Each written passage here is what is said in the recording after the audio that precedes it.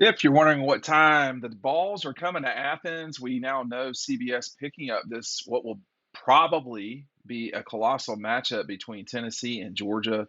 That game's going to be 3:30 CBS. The company picking it up, making the announcement here Monday, just now breaking. And so that means a couple of different things. I'm going to go through it with you real quick. First of all, this is going to be no matter, I mean, both teams have, and Tennessee's got two games to play before their matchup with Georgia. The Dogs only have the trip to Jacksonville. Both teams are going to be significantly favored in their three total games that they play.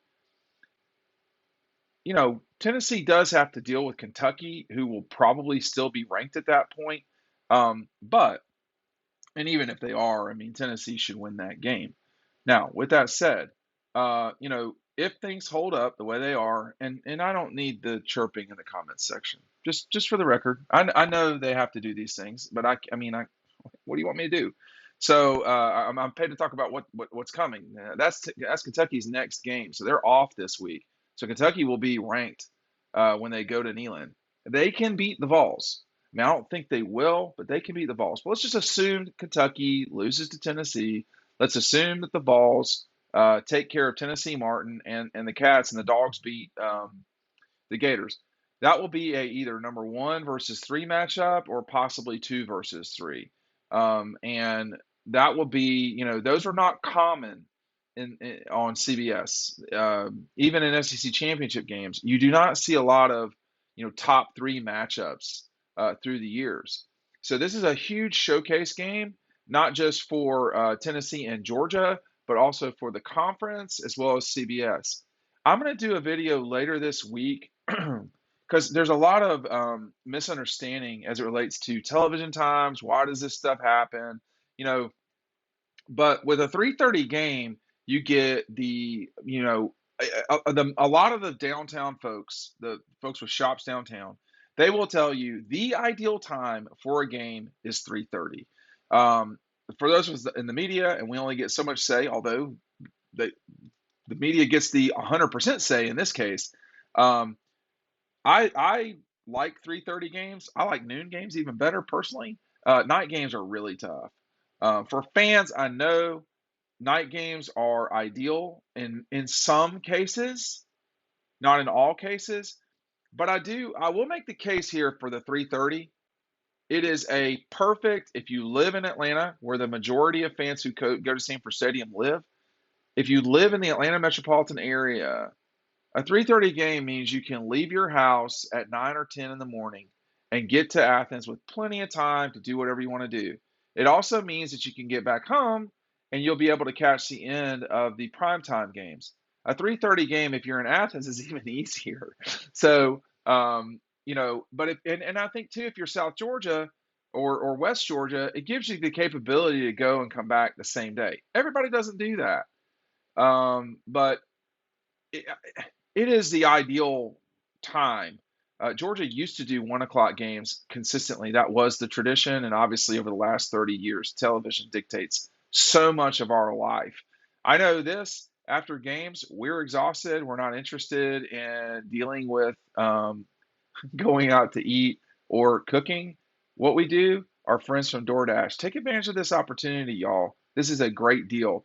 Limited time. Our viewers can get up to 50% off of a $20 value and $0 delivery fees when you download the Dash Store app. It's right down below, and you enter the code DAWG, just like dog post, DAWG. It's 50% off of a $20 value, $0 delivery fees. They've got Popeyes. That's when you download the DoorDash app in the App Store and enter the code DOG, DAWG. Don't forget the code is DOG, not DOG, DAWG, for 50% off a $20 value with $0 in delivery fees with DoorDash. The link is down below, subject to change.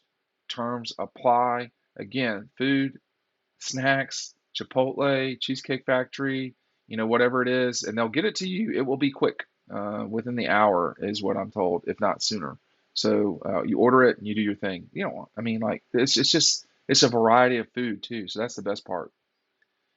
And I think after this Tennessee game,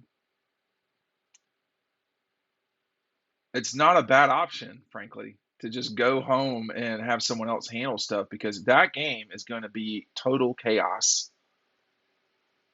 I've been around the block long enough to know um, my expectation for this game. Okay, in terms of the crowd at Sanford, whether Tennessee comes in with a loss or not, it's going to all be on the line.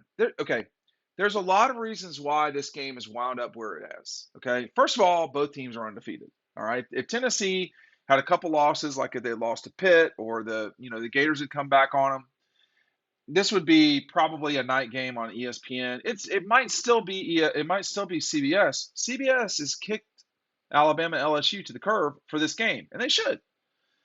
But about 3 years ago, um, Auburn, Georgia was flipped to October, early October. This game was flipped to November. There were a few reasons why. Number one, television wanted this game later in the season. Tennessee's schedule was so front loaded for decades, they would be done with Georgia and the Gators before Columbus Day. I mean, it was just too early in the season. Number two, it broke up the end of the year for Auburn.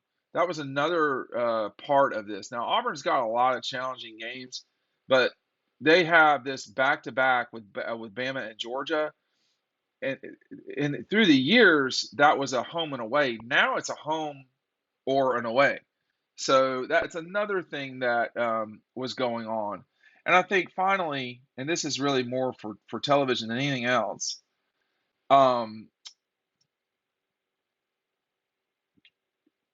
I don't know about too long, but often Georgia, Florida decides the East.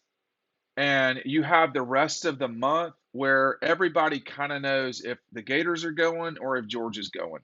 And there's no drama at the end of the year. Whereas in the West, not every time, but a lot of the seasons, the determining game was not until the final play of the Alabama Auburn or Texas A&M LSU to win that division. So the the powers that be in the league, meaning the television folks, they wanted a better end of season lineup. And if you look at it, certainly this season, that bet is paid off because you no longer have Tennessee's three major games before Halloween. Okay, Tennessee is not a giant television draw. They are not Georgia or Alabama.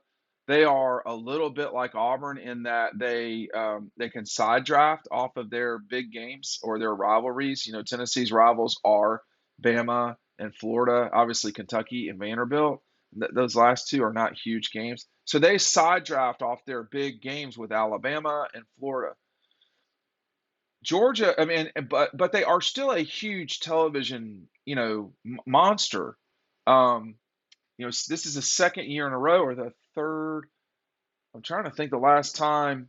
So in 2019, this game was not on CBS, but every year uh, after that, in 20, 21, now 22, in 18, this game was on CBS. In 17, this game was on CBS. Obviously, the Hail Mary in 16, the game in 15. This is for Tennessee. This is probably their second largest exposure game behind the Alabama game. Some years it's bigger, usually not.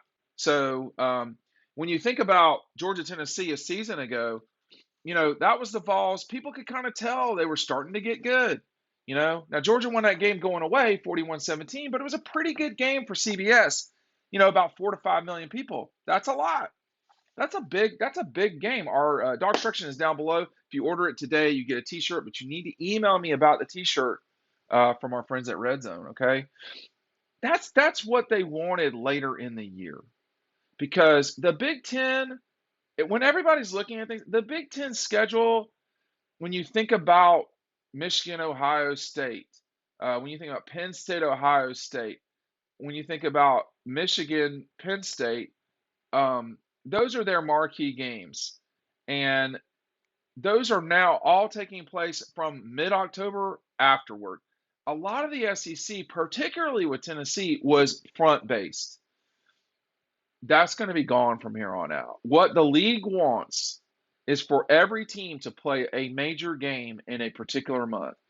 And for Georgia, it was always that Florida and Tennessee were in October, Auburn was in November. You're going to see now, because of the flexing of things forward, Auburn's not going to be in September, but it's going to be very close to September. You're going to have the Gators in October, and then you'll have Tennessee in November. Obviously, Georgia Tech, but no one, I mean, that's just not a game that people care about. If it was, more than 3 million people would watch it. They just don't care about that game. It's too one-sided as a rivalry. So, building the schedule is what CBS is doing, and what Disney now will do. They will say, "Oh, well, we know what our season is going to be going, from this backwards going. Auburn, Alabama. The week before that is like there's a marquee. Well, this year it's going to be Kentucky, Georgia. The week before that, it's going to be, they're building in these schedules where you're going to have a doubleheader in the future of Georgia, Tennessee rolling into Alabama, LSU, or vice versa. That's going to be a huge television day for the Southeastern Conference. You always have the cocktail party. Well, now they're putting Tennessee, Kentucky that day. They're putting Alabama State. I can't remember who they're playing that day, or Ole Miss or somebody. So they're wanting to space out these classic games, whether they're true rivalries or not, and that's why you're seeing Georgia, Tennessee, 3:30 on CBS in Athens. I think this game can get 10 million viewers. So something approaching Georgia Notre Dame in 2019. I don't know that it certainly will get 10 million viewers. That was a primetime game on CBS. Those games are always highly watched. But this is going to be a game between top 5 schools. You just don't get that a lot in seasons, and you certainly don't get that a lot on CBS. It happens, but that's why they picked this game. 3:30 breaking on CBS. Breaking news: CBS picking Georgia, Tennessee for a 3:30 kickoff, November 5th. We'll see you there.